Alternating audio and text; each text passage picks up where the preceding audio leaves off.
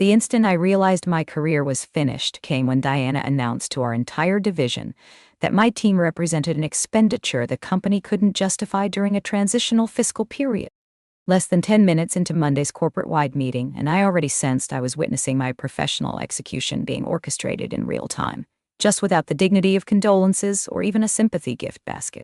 She appeared on the video conference from the headquarters in Portland.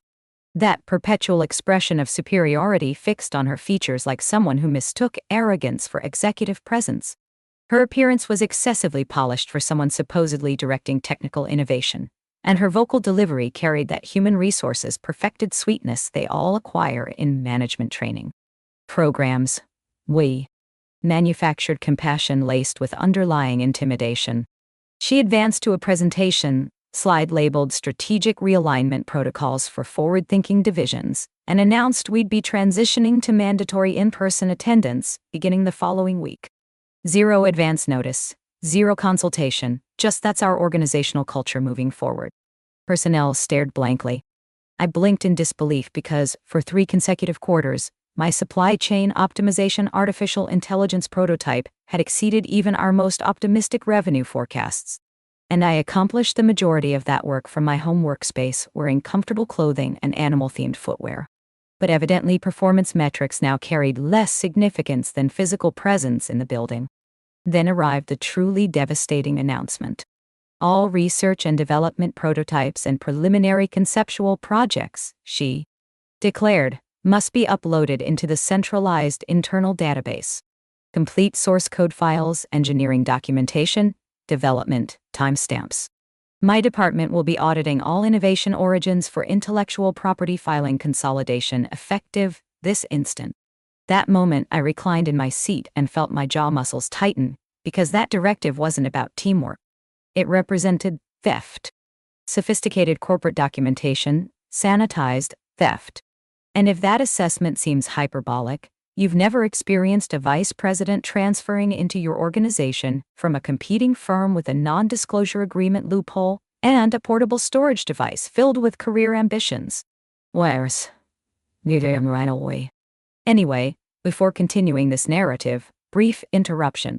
I understand 90% of listeners consume these accounts while completing household tasks or browsing social media applications in the bathroom, and that's perfectly acceptable. But if you're finding value in this experience, please activate that approval button and select subscribe. Contributes more significantly than you might realize. Genuinely, maintains the caffeine supply operational and the attorney invoices manageable. Returning to Diana, I unmuted my microphone deliberately. May I receive clarification regarding whether this applies to initiatives developed during personal time outside employment hours? She produced that predatory expression. Rebecca, if you're creating solutions applicable to TechVance Corporation's technological roadmap, we presume it falls within our jurisdiction. I inquired. Even when zero TechVance equipment, working hours, or team resources were utilized, she actually laughed. For heaven's sake, she laughed. If these new directives don't suit you, Rebecca, you're welcome to resign and depart.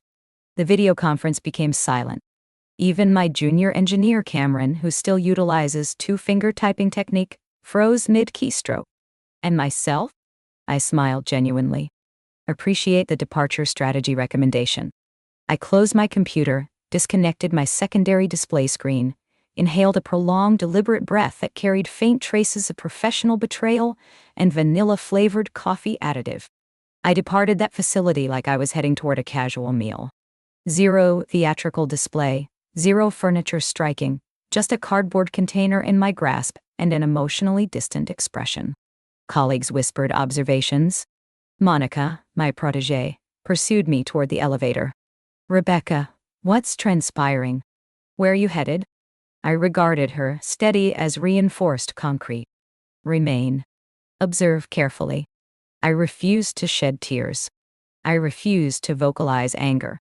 I refused to even forcefully close the exit door, though divine forces understand I desired to leave structural damage in the wall material for the maintenance worker to question subsequently. Instead, I walked toward my vehicle, opened the rear storage compartment, and positioned my container adjacent to a pre-prepared envelope. Attention! Marcus Davidson, General Legal Counsel TechVance Corporation, postage affixed, sealed completely, mailing date stamped. Inside contained a formal declaration, not resignation documentation, evidence establishing proof that the artificial intelligence-powered supply chain optimization system they were preparing for next fiscal year's product introduction was mine. And not just figuratively, but legally mine. You see, I'd been constructing it beyond the parameters of my employment agreement.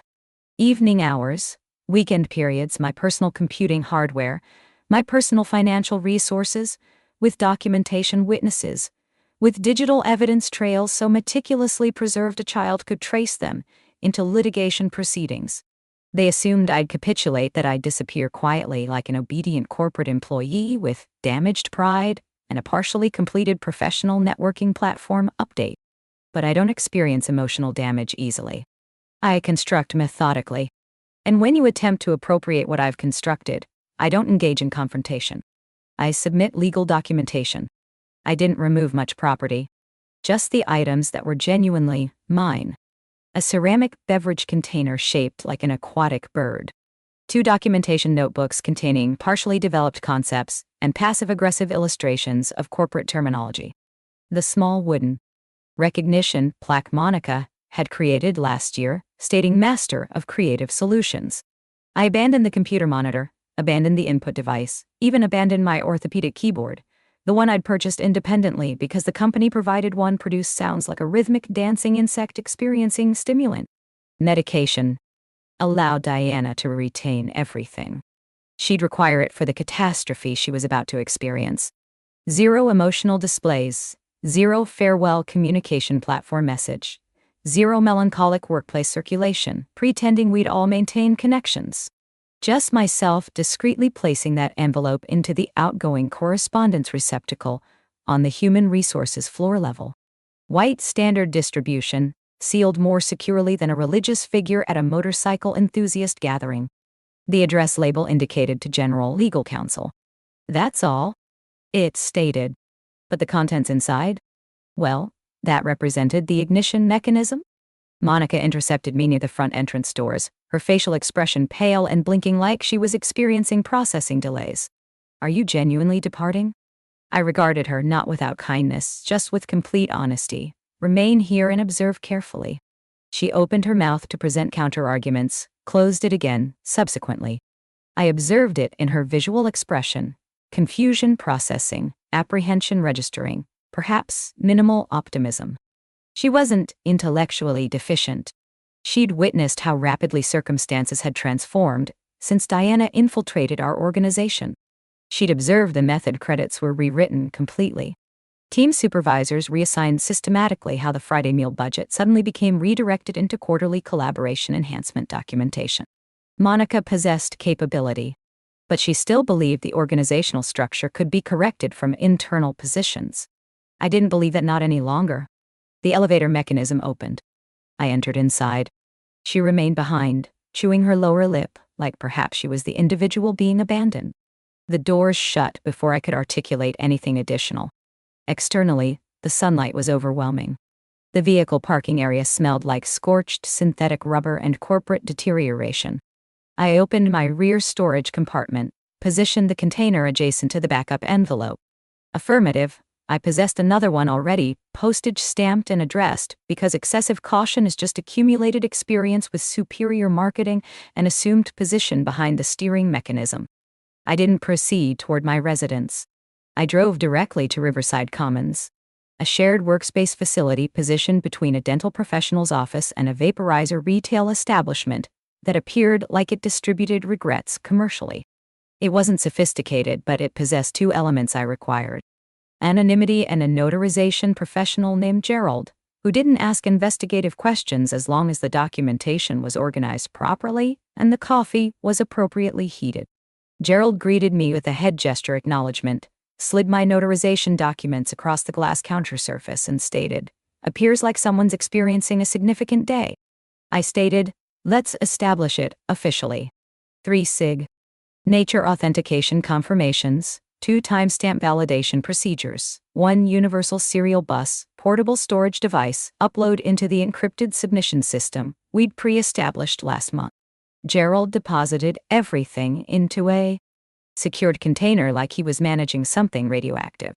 Technically, he was, because what I just submitted were 3 provisional intellectual property declarations: artificial intelligence-based predictive routing methodology, load distribution matrix, optimization refinements, and something I designated the Phantom Protocol, an invisible back-end operational logic system that would have transformed TechVance's supply chain efficiency optimization initiative into the signature achievement of their upcoming product development cycle. Would have transformed because now those architectural designs were mine, and not just theoretically, legally, logically, tactically. The documentation evidence trail was more extensive than a pharmacy receipt, and twice as painful for whoever had to review it comprehensively. I had constructed it during my personal time, utilizing my personal devices, my personal financial resources, and this component was critical, entirely beyond the scope of my TechVance employment agreement. I even utilized open-source foundation code and maintained detailed developmental logs, demonstrating my progression from preliminary conceptual sketch to functional prototype. The few occasions I discussed it audibly, I did it at coffee establishments without wireless connectivity or in my vehicle during commute periods. I even maintained handwritten timestamps in physical notebooks with witness signatures, because I understood this moment was inevitable. Not specifically with Diana, but with someone. Corporate environments don't reward innovation. They commodify it, monopolize it, then erase the individuals who created it. So I protected myself. Quietly, methodically, obsessively. And now that protection was about to detonate Diana's entire professional existence, Gerald handed me the confirmation receipt. "You're either exceptionally intelligent or exceptionally vindictive," he observed. I smiled politely. Why not both simultaneously? I departed Riverside Commons feeling something I hadn't experienced in years working at TechVance. Control. Not power necessarily. Just control. The understanding that I'd prepared adequately, documented sufficiently, and positioned myself so advantageously that when they eventually attempted to destroy me, they'd actually destroy themselves. I drove toward my residence, parked in the driveway, and simply sat there for approximately 20 minutes, staring at my steering mechanism, listening to my residential neighborhood ambient sounds. Children playing distantly, someone's lawn maintenance equipment, a delivery vehicle making stops. Normal existence. Peaceful existence. The existence I was about to permanently abandon. Because after what I just submitted, there was zero possibility of returning to normal corporate employment. I was either about to become exceptionally successful or exceptionally unemployed. No intermediate outcome existed. I entered my residence, positioned my belongings on the kitchen counter surface, and immediately commenced working. Not on job search activities. Not on networking outreach. On establishing my own enterprise. I'd been preparing this for 18 months. Domain, name already purchased. Business structure already registered. Foundational website already constructed. All it required was activation. I designated Apex Logistics Solutions. Simple. Professional. Precisely descriptive. And I launched it that evening. Not with elaborate marketing campaigns or substantial capital investment. Just a basic website, a professional electronic mail address, and one strategically positioned message on a specialized industry discussion forum where I knew procurement directors and supply chain executives congregated. Former TechVance senior engineer now available for independent consulting. Specializing in AI-powered logistics optimization. Proven track record, reducing operational expenses by 43%. Interested parties may contact directly. I posted that message at 11:37 post-meridium. By 900 hours the following morning, I had 17 inquiry messages. By noon, I had scheduled 4 consultation meetings. By week's conclusion, I had secured my first client contract. $65,000 for a 3-month engagement. Not extraordinary compensation, but sufficient to validate that my approach was viable. That my expertise possessed market value independent of TechVance Corporation. That I could actually accomplish this. Meanwhile, at TechVance headquarters, Diana was experiencing her finest professional moment. She'd successfully eliminated the individual she perceived as her primary threat. She'd established her new directives without resistance. She'd consolidated control over the research and development division. And she was preparing to present her revolutionary new product to the executive board. The product I'd actually created. She scheduled the presentation for 3 weeks following my departure. Probably assumed that provided sufficient time for any potential complications to resolve. For my absence to become normalized. For her narrative about the initiative to become established fact. She titled the presentation Project Horizon, Next Generation Supply Chain Intelligence. She created 47 slides. Filled them with technical terminology she barely comprehended. Included performance projections based on my actual prototype testing results. Even incorporated several of my original architectural diagrams, just with modified labels and her name in the author metadata. She practiced her delivery, rehearsed her responses to anticipated questions, coordinated her professional appearance to project authority and vision. She believed she'd achieved victory. She had zero awareness, she'd just positioned herself for absolute destruction. The day of Diana's presentation, I was meeting with my second major client, a mid-sized distribution company called Fremont Logistics. Their operations director, a straightforward individual named Richard who appreciated direct communication, had reviewed my preliminary analysis and wanted to discuss implementation. We met at a coffee establishment near their warehouse facility. Richard brought his tablet device, displaying their current routing inefficiencies. I brought solutions. Your preliminary assessment identified problems we've been experiencing for 2 years, Richard stated. How quickly can you implement corrections? I smiled. Depends on whether you're comfortable with a solution that's not yet widely available commercially. He leaned forward with interest. I'm listening. I've developed a proprietary optimization framework. It's currently in patent pending status. But I can license it to you exclusively for this geographic region. 40% efficiency improvement, guaranteed, or you don't pay the implementation fee.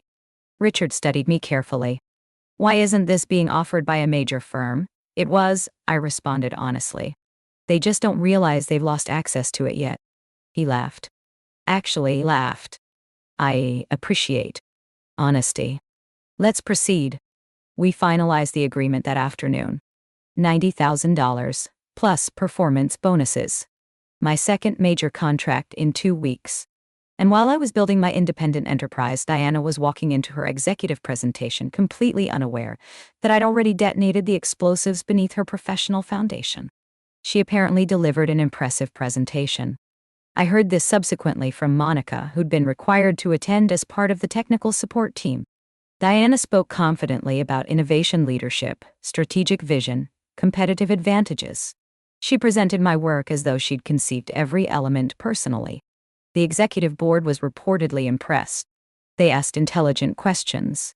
Diana provided answers she'd memorized from my documentation. They discussed implementation, timelines. Diana proposed aggressive schedules. They talked about patent filings and intellectual property protection. And that's when Diana made her critical mistake. We've already initiated the patent application process, she stated confidently. All intellectual property has been properly documented and attributed to Techvance Corporation. The chief legal officer, Marcus Davidson, the same individual whose name was on my envelope, shifted in his seat. Diana, when exactly did we file these patents? She smiled. I submitted the paperwork to your department last week. Everything's properly documented. Marcus's expression changed. Not dramatically. Just a slight tightening around his eyes. I haven't received any patent applications from your division. Diana blinked.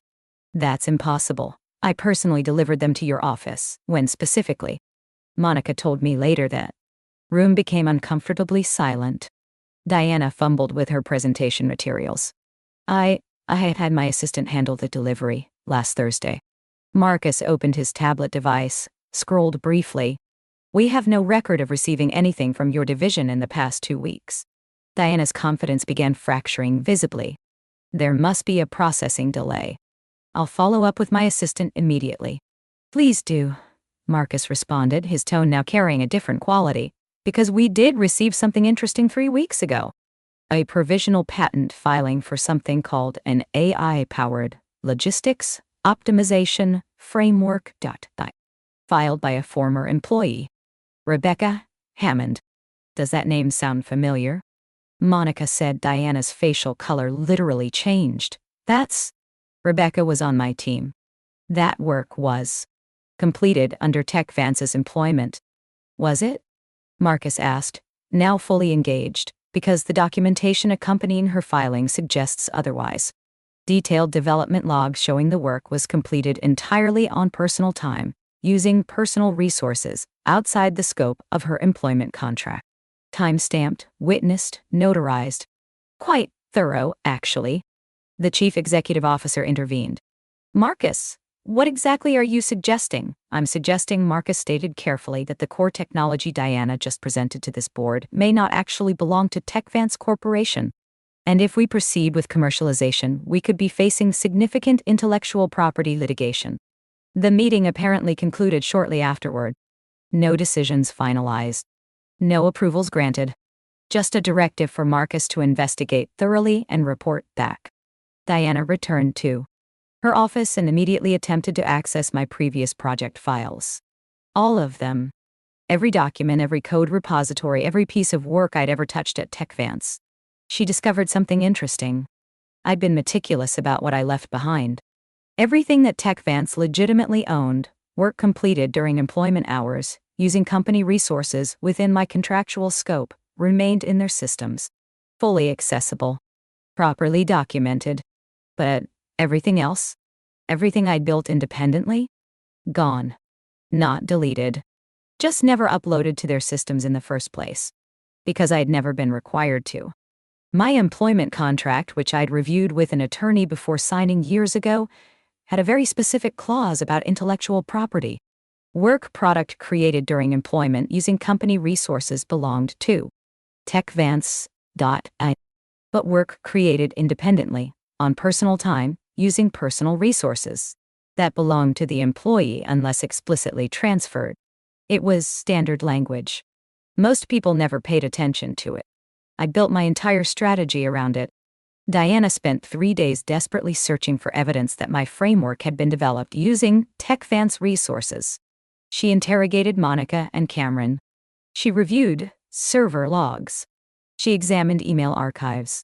She found nothing. Because there was nothing to find. I'd been too careful.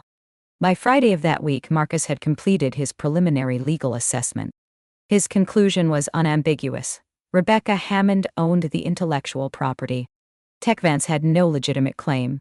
And if they attempted to proceed with commercialization, they would lose in litigation. Badly. Expensively. Publicly. The executive board convened an emergency meeting. Diana wasn't invited. They discussed their options. Option 1. Abandon the project entirely. Waste 3/4 of development planning and significant financial investment. Option 2. Negotiate with me for licensing rights. Admit they'd made a catastrophic error, and empower the employee they'd just pushed out. Option 3. Proceed anyway and risk litigation. Corporate suicide. They selected option 2. Marcus contacted me the following Monday. Professional. Respectful. Slightly embarrassed. Rebecca, I'm calling regarding your provisional patent filing for the logistics optimization framework. I was at a coffee establishment, reviewing contracts for my third client. Yes, Marcus. How can I assist you? TechVance would like to discuss potential licensing arrangements. We believe there may be mutual benefit in reaching an agreement. I sipped my coffee slowly. Interesting. What sort of arrangement did you have in mind? Perhaps we could meet in person? Discuss terms? I'm quite busy with my consulting practice currently, I responded truthfully, but I'm willing to review a written proposal if you'd like to send one. He paused. Rebecca, I want to be direct. The board understands we made mistakes in how your departure was handled. We'd like to correct that. By licensing my intellectual property? As a starting point, yes. I smiled, though he couldn't see it. Send me a proposal, Marcus. I'll review it objectively. But understand, I'm no longer the employee you could pressure into unfavorable agreements. I'm now a business owner with legal representation and multiple revenue streams. Any arrangement needs to reflect that reality.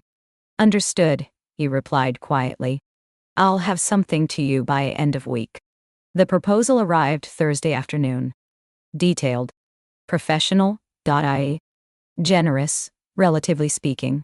TechVance offered a one-time licensing fee of $350,000 for non-exclusive rights to my framework, plus royalties of 3% on any revenue generated from products incorporating my technology. In exchange, I would grant them permission to commercialize the work and agree not to license to their direct competitors for 2 years. It wasn't a terrible offer. For someone desperate, it would have seemed like winning the lottery. But I wasn't desperate. I was strategic. I revised their proposal extensively. My counteroffer, $600,000 licensing fee, payable immediately. 5% royalties, no cap. Non-exclusive rights, but with no restrictions on who else I could license to. And one additional requirement, a formal public acknowledgement that I was the framework's creator, including correction of all internal documentation, attributing it to Diana or TechVance's research division. I sent it back Friday morning with a 48-hour response deadline. They accepted Monday afternoon. Every single term. The acknowledgement clause apparently caused the most internal debate. But ultimately, the board decided that honesty was preferable to the alternative. The public correction was issued Wednesday. An internal memo distributed company-wide, plus an update to their investor relations materials.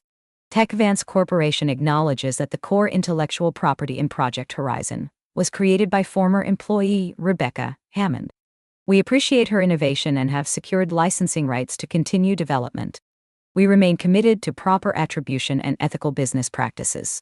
It wasn't a dramatic apology, but it was public, permanent. And it fundamentally undermined everything Diana had built her presentation on. She'd claimed the innovation as hers. The company had now officially stated otherwise. Her credibility was destroyed. But I wasn't finished. The licensing agreement included one additional element that Marcus probably didn't fully appreciate when he approved it. The royalty structure was based on revenue from products incorporating my technology, which meant TechVance had to track and report that revenue to me quarterly, with detailed documentation, which meant I would have complete visibility into how they were using my framework. Which products, which clients, which markets. I'd essentially installed permanent surveillance into my former employer's operations, and that information was extraordinarily valuable. Because I wasn't just licensing to TechVance. I was building a portfolio of clients across the logistics industry. And every piece of information TechVance reported to me helped me understand the market better, helped me position my solutions more effectively, helped me identify their weaknesses and target their client. I'd turn them into involuntary market research providers.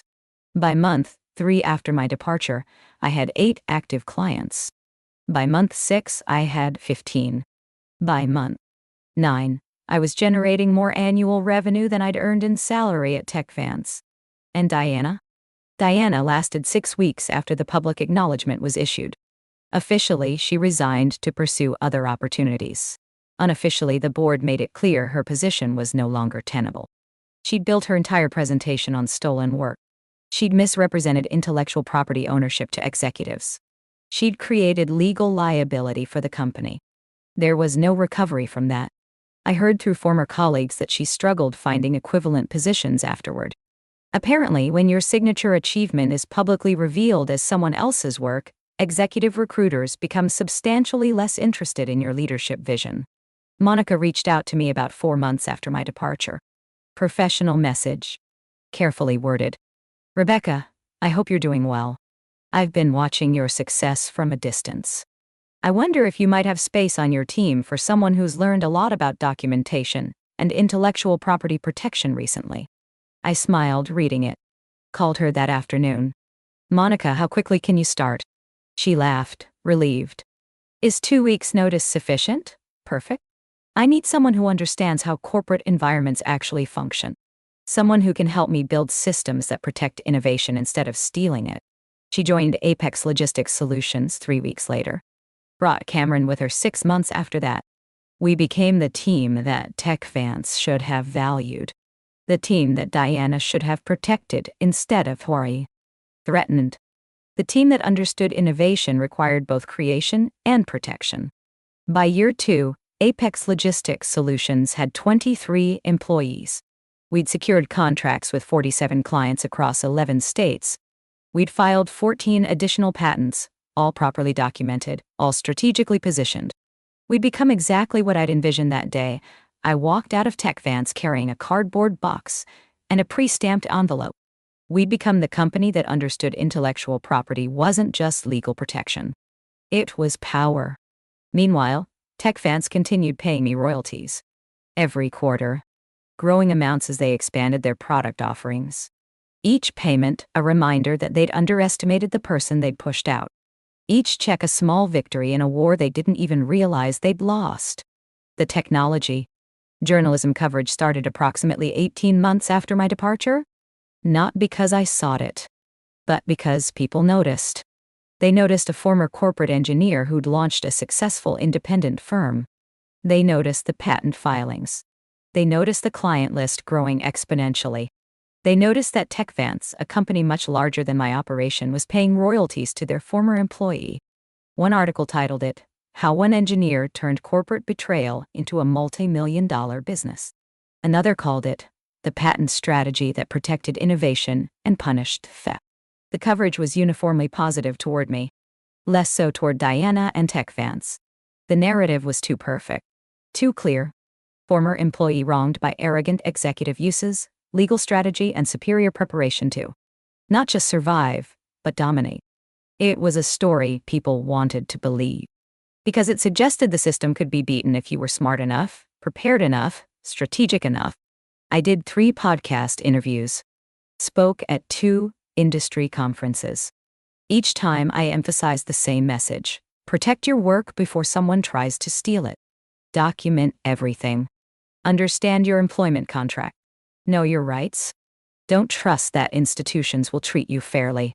Trust that if you prepare adequately, you can protect yourself when they don't. The message resonated. I started receiving inquiries from engineers and developers asking how to protect their innovations. I created a consulting service specifically for that. Help talented people understand intellectual property law, employment contracts, documentation strategies. Charged reasonable rates because I remembered being the person who needed that guidance. It became another revenue stream.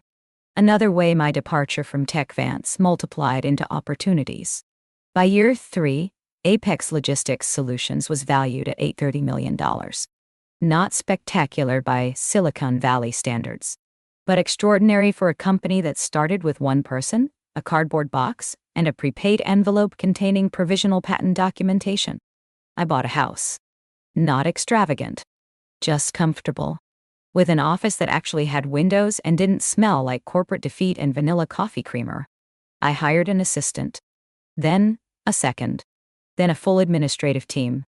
I built the company I'd wished Tech Vance had been. Where innovation was valued. Where credit was properly assigned.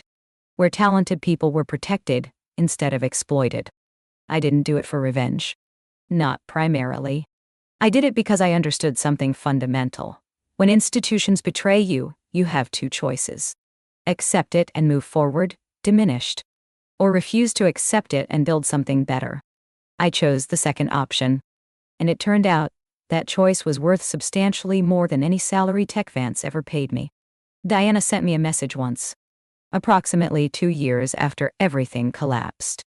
LinkedIn connection request, with a brief note. Rebecca, I hope we can move past our previous difficulties. I've learned a lot and would value the opportunity to reconnect professionally. I declined the request. Not out of anger. Just because some bridges once burned shouldn't be rebuilt. Some relationships once broken aren't worth repairing. Some people, once they've shown you who they are, should be believed the first time.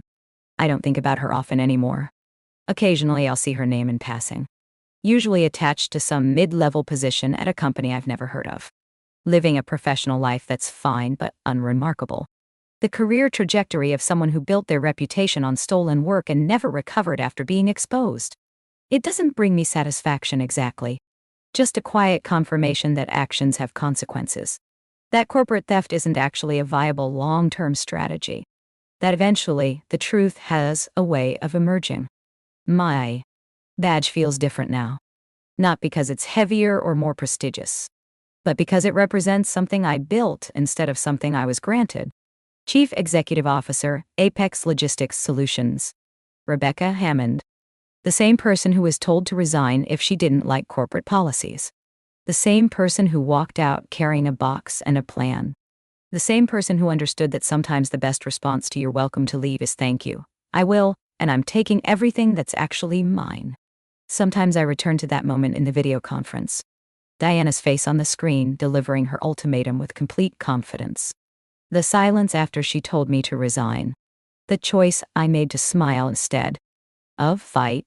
That moment changed everything.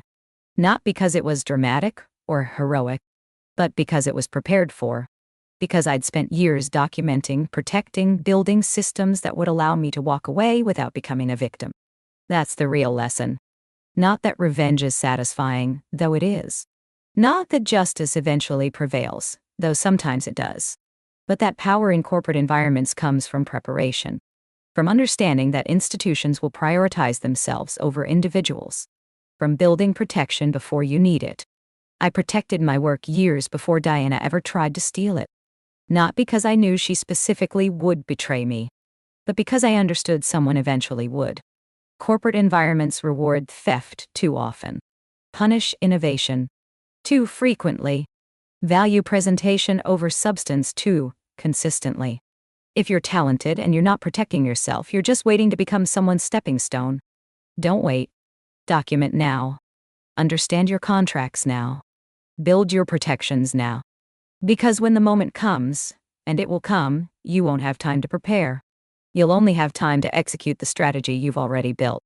I executed mine, and it transformed a moment of professional betrayal into a multi-million-dollar enterprise.